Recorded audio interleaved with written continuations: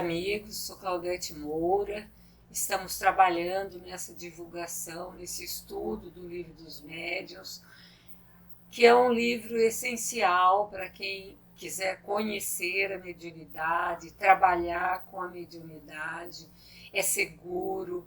Então, não existe outro guia melhor para os trabalhos de comunicação com a espiritualidade do que o Livro dos Médiuns. E estamos no capítulo 29, que fala das reuniões e sociedades. No programa anterior estávamos falando sobre a rivalidade entre as sociedades, onde Kardec fala tanto um grupo que faz reunião de estudos, de comunicações inteligentes, como aqueles que fazem manifestação física. Não pode ter antagonismo entre um e o outro, não pode um se achar melhor que o outro, porque cada qual contribui. E ele diz, embora por vias diferentes, porque um vai ser a manifestação física, o outro vai ser a manifestação inteligente, mas vão contribuir ao objetivo que é comum, que é a pesquisa e a divulgação da verdade. A pesquisa e a divulgação da doutrina espírita, do que os espíritos vêm trazer para nós. Então, nós não podemos ter esse antagonismo. E daí, então, continuando esse raciocínio nosso, Kardec fala que as sociedades que realmente desejam propagar a verdade, e aqui nós lembramos que quando ele fala sociedades, eles estão falando de casas espíritas, que no seu tempo chamava-se Sociedade Espírita, e hoje nós chamamos de Casa Espírita ou Centro Espírita. Então ele fala que essas casas que realmente desejam propagar a verdade e que têm um objetivo exclusivamente moral, devem ver com prazer o aparecimento de novos grupos. Por que Kardec está falando isso? A gente vê até hoje. Às vezes, numa casa espírita, tem um grupo estudando, ou um grupo de trabalhos mediúnicos. E quando surge a oportunidade, pessoas que estão categorizadas para formar um outro grupo, começa a haver um certo desentendimento, um ciúme. Ah, mas vai ter outro grupo, mas já tem o nosso. Às vezes já tem um grupo que há muito tempo está lá fechado, não dá oportunidade para outras pessoas.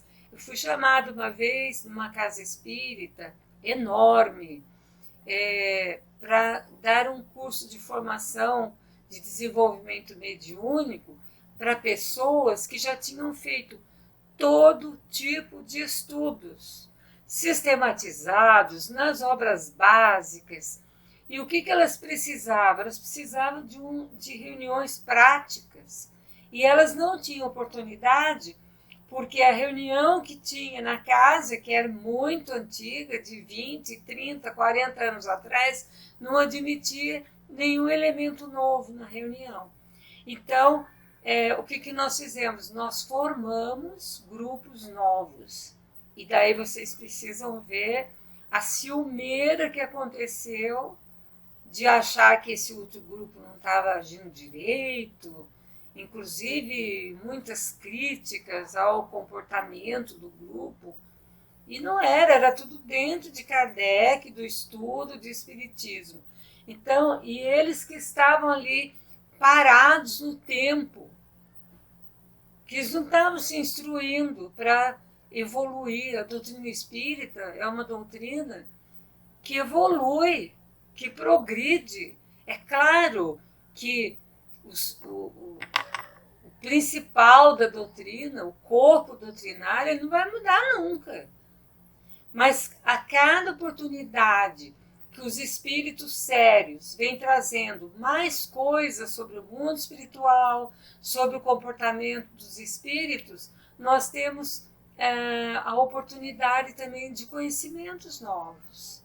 E muita gente fica ali, não, porque vai acabar a pureza doutrinária. Isso aí dá até arrepio da gente ouvir, quando a gente ouve uma coisa dessa. porque não querem abrir a mente. É claro que a gente não vai começar a introduzir dentro da casa espírita todas as práticas que não são espíritas. Não é disso que eu estou falando. Mas eu estou falando de abrir um pouco para as pessoas, as reuniões, pessoas que têm condições de participar. Eu mesmo, quando cheguei aqui em São Luís, que todo mundo sabe que eu vim de São Paulo e trabalhei muitos anos com desenvolvimento mediúnico, formando grupos, uma série de coisas, com estudos. É claro, ninguém aqui me conhecia, não iam me colocar dentro já de uma reunião mediúnica. Eu precisei batalhar, eu precisei entrar no estudo de novo, participar. Depois que eles me conheceram, daí eu consegui entrar na reunião mediúnica. Tá certo, as pessoas têm que ter esse critério, esse cuidado, né? Mas temos que ver com prazer, Kardec fala, o aparecimento de novos grupos. E se houver concorrência entre eles, que seja apenas no campo do bem, ou seja, que seja para ajudar, que o grupo que tem mais experiência dê conselhos ali, dicas para esse grupo novo que está começando, isso é válido. Mas não esse antagonismo que às vezes forma, essa ciumeira que às vezes acontece. Ah, esse grupo está melhor. E daí o que começou a acontecer quando eu formei grupos? Eu formei grupos mais abertos, com manifestações de espíritos que não eram só aqueles seres angelicais que eles queriam nas reuniões deles. E daí começaram a falar que estava deturpando. Então, a gente precisa ter muito cuidado com tudo isso. Sem sair da seriedade que nós devemos ter em tratar com os espíritos para termos somente os bons espíritos como os nossos auxiliares, mas nós não podemos também nos fechar dessa maneira.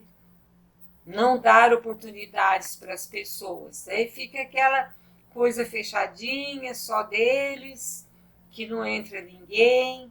E é difícil.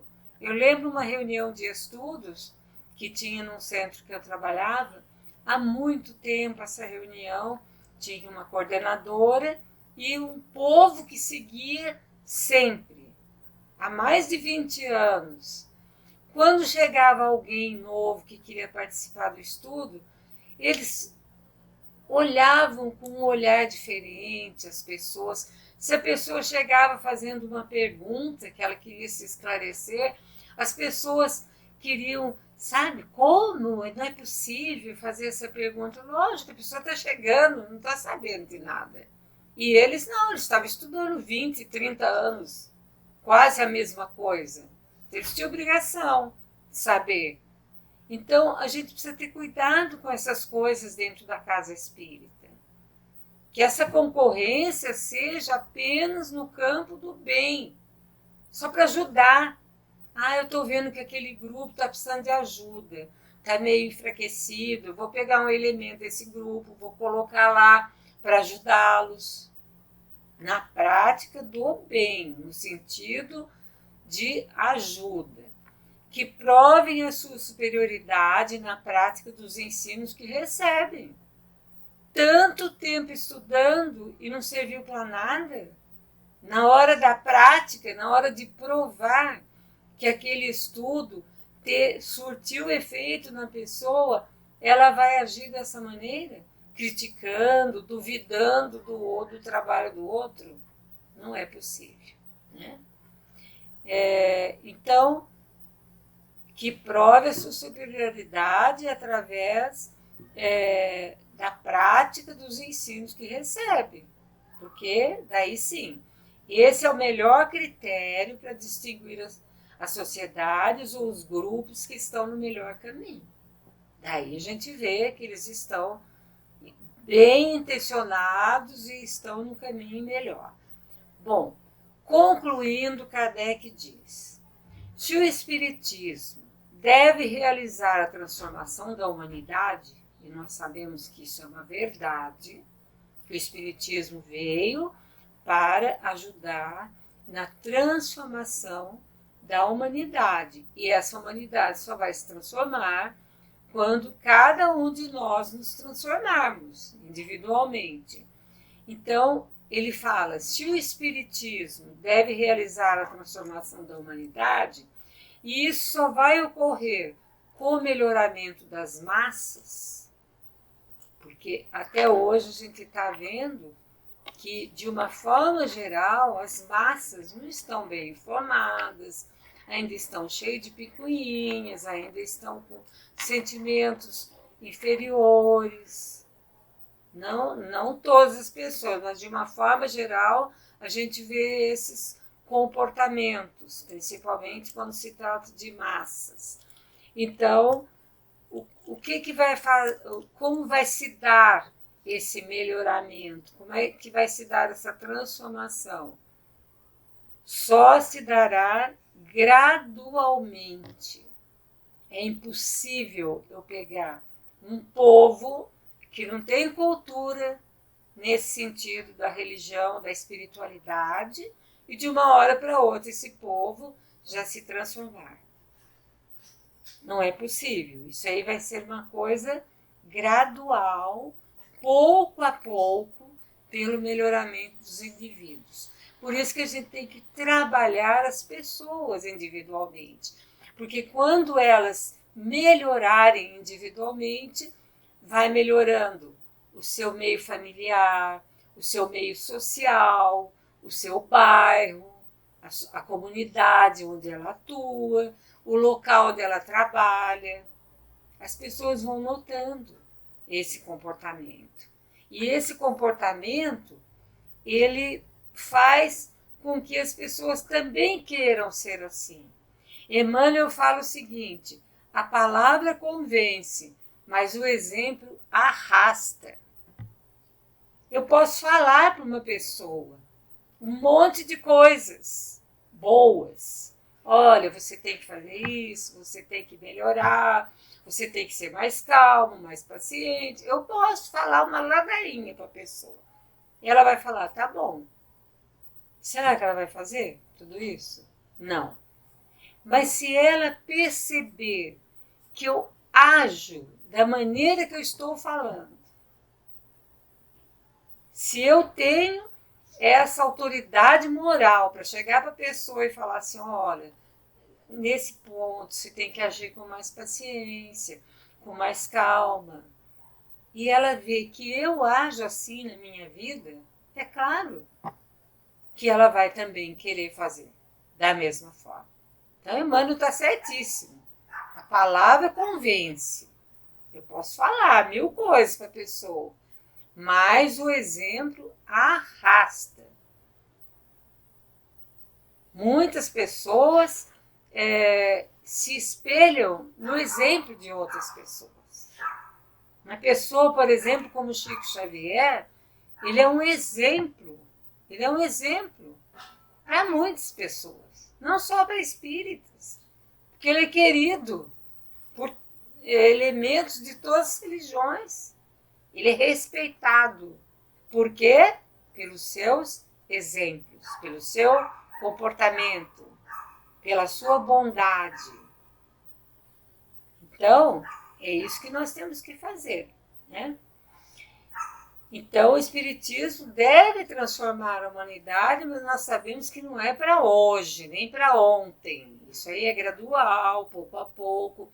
À medida que cada um de nós for melhorando, nós vamos melhorando o nosso ambiente e, em consequência, a sociedade, o mundo, o planeta Terra. É assim que acontece. Kardec fala que importa crer na existência dos espíritos se essa crença não tornar melhor. Que importa? Eu acredito em tudo. Eu acredito que existem espíritos, eu acredito no que eles me falam, mas isso não me torna melhor nem um pouquinho, né? Não me torna mais bondoso, não me torna mais indulgente para os meus semelhantes. O que interessa isso, então? Eu creio, porque tem espíritas que só veem os fenômenos. Ah, eu quero uma comunicação, mas será que ele vai seguir o que aquele espírito fala? Ou ele vai querer que o espírito fale só aquilo que ele quer ouvir?